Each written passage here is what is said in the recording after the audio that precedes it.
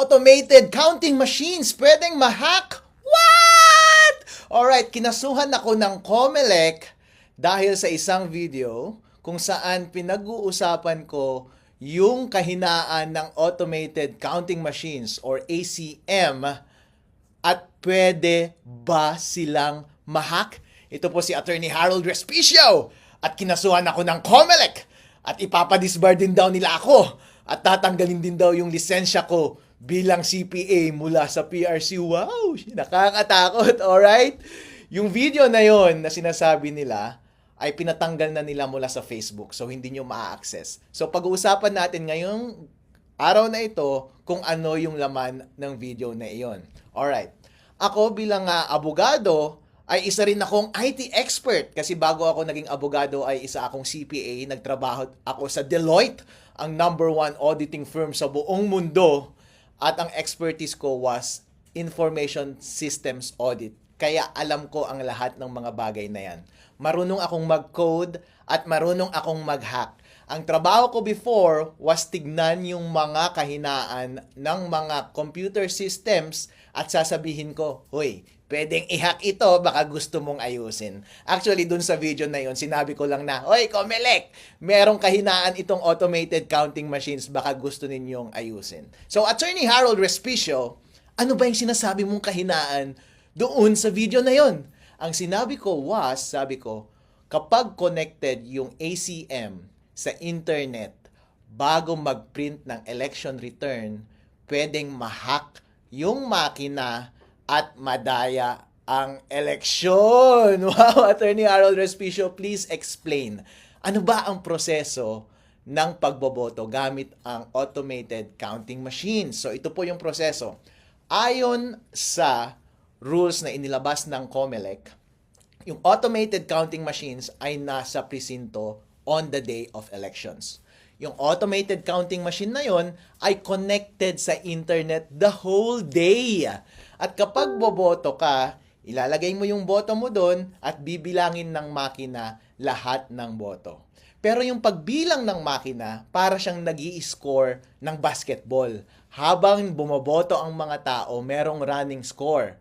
Pero hindi katulad ng basketball, yung score doon sa loob ng voting machine na yon, hindi mo nakikita. Walang nakakakita. At makikita lamang yung final score pagkatapos na ng pagboto matapos ang 7:00 ng gabi on election day. At lalabas yung information na yon sa pamamagitan ng pagprint ng election return. Tapos yung makina, ipapadala niya yung result sa servers ng COMELEC at yun yung official na returns ng election.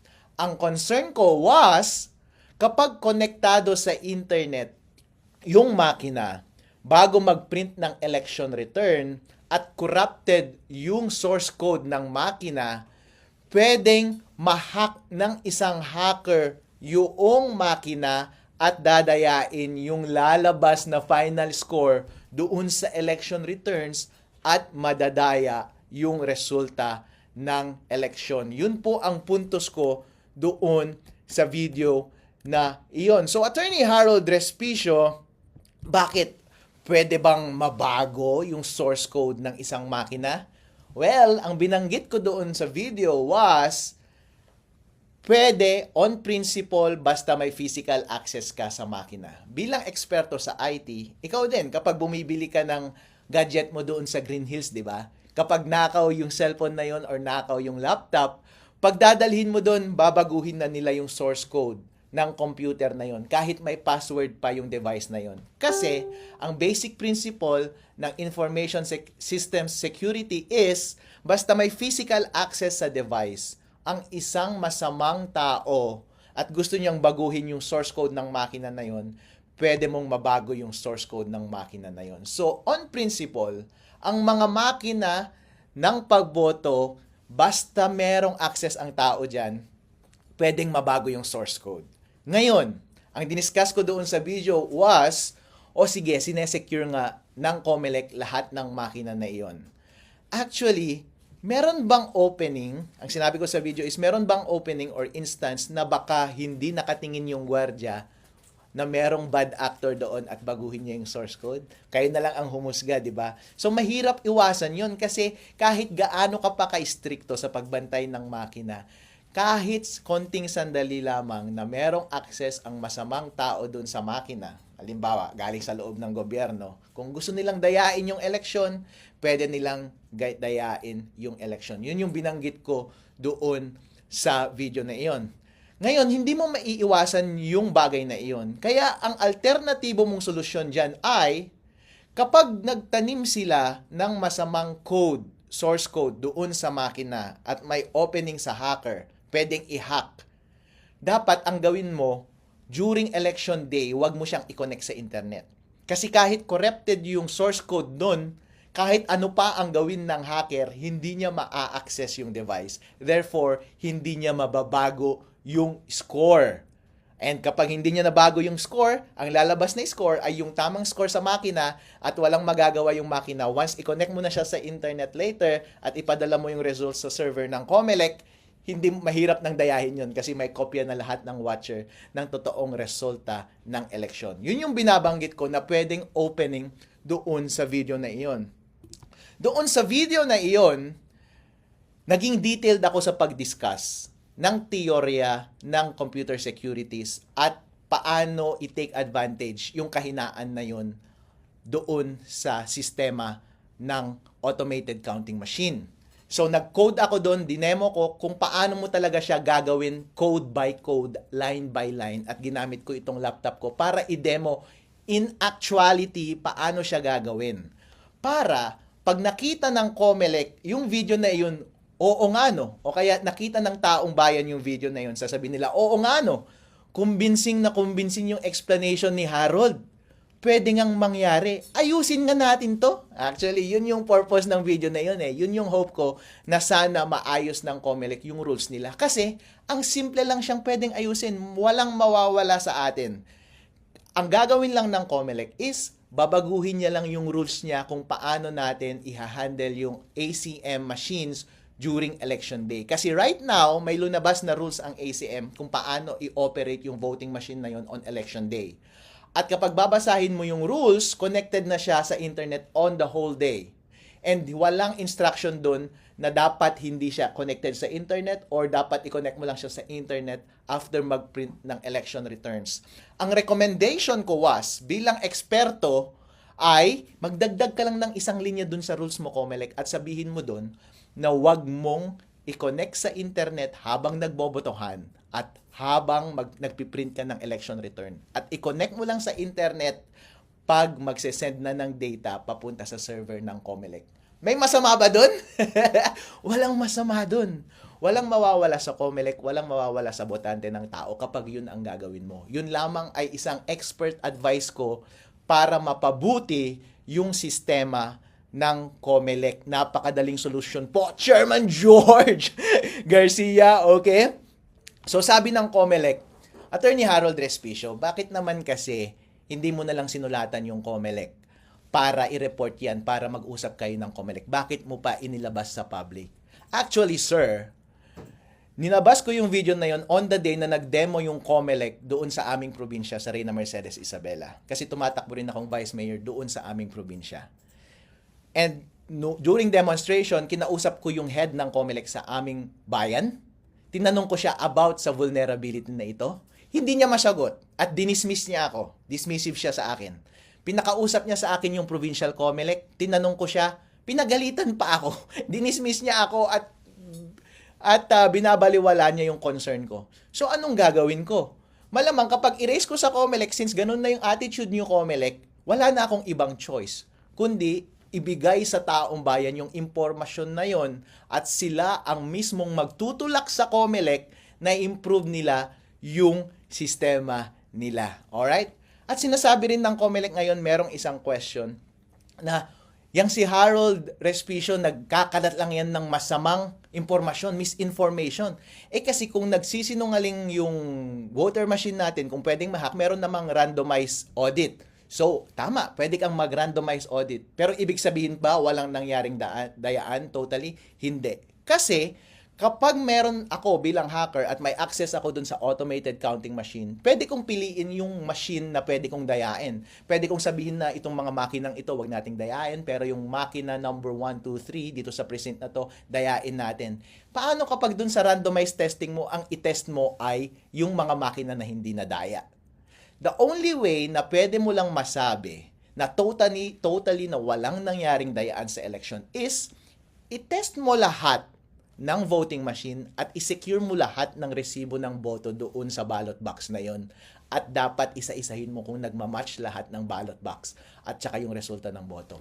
Since hindi ginagawa ng COMELEC, hindi nila pwedeng i-discount yung possibility na pwedeng madaya yung election. Yun yung point ko po doon sa video na iyon.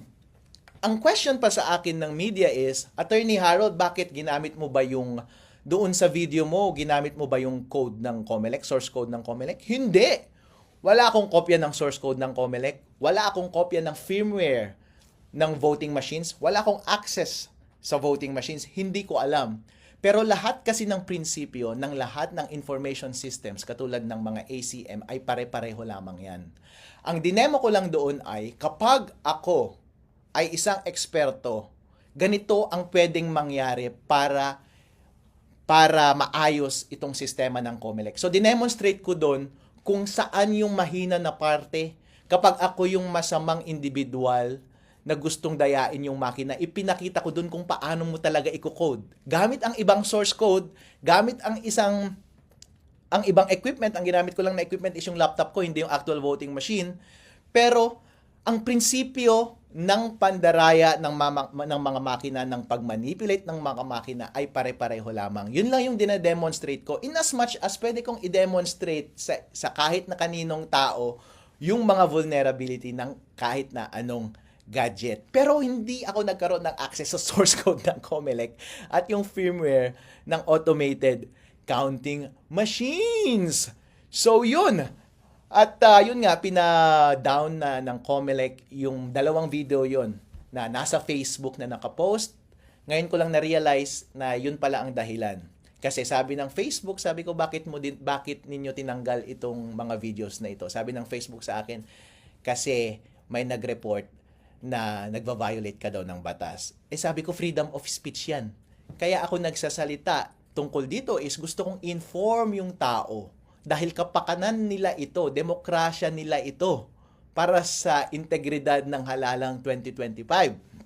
At sana marinig ng COMELEC para magbago ng rules yung COMELEC. Actually, tinanong ako ng media kanina, so Harold, ano ang response mo dito sa mga kasong gagawin sa'yo? Kasi ipapadisbar ka pa daw sa Supreme Court at tatanggalin ka pa daw ng lisensya mo bilang Certified Public Accountant dyan sa PRC. So anong response mo? Talagang ganyan ang buhay. Wala tayong magagawa. Kung gusto nila, kunin na rin nila yung aso ko kasi gusto na naman nilang sirain ng buhay ko. Pero ang bottom line is, Chairman George Garcia, pagkakataon mo to na patunayan ang iyong sarili. Legacy mo ito. Hindi ko alam kung ito ang una o huli mo bilang chairman ng COMELEC. Gusto mo bang matandaan bilang chairman ng COMELEC na nagpapatahimik sa mga concerned citizen na gusto lamang ng tapat na eleksyon? Or gusto mo makilala bilang isang professional at mature na commissioner na nakikinig ng feedback, especially mula sa expert, at titignan mo yung sistema mo kung tama ba o mali. At kung tama, babaguhin mo. At kung hindi naman totoo yung sinasabi ni Attorney Harold Respicio, and then let the public judge for themselves. Dahil pinakamahalaga po lahat ang kalayaan ng tao na magsalita. Nangyari na po ito paulit-ulit sa maraming gobyerno sa buong mundo, kung saan merong mga taga-tuligsa sa gobyerno at pinapatahimik nila yung taong iyon. Pagdating sa huli, ang talo ay yung mga abusadong gobyerno na iyon. Pagdating sa huli, ang katotohanan pa rin ang lalabas. Kaya ang advice ko sa COMELEC ay, kung sa tingin ninyo, aatras ako sa informasyon na to, or aatras ako sa kandidasiya ko, bilang Vice Mayor ng Reyna Mercedes ng Isabela, well, hindi ko gagawin yun. Dahil nagtitiwala ako sa ating batas na ang tama at ang karapatan nating mga individual na malaman ang lahat ng transaksyon ng gobyerno ang siyang magwawagi sa huli. So, yan po. Ako po si Attorney Harold Respicio and this is The Respi Show!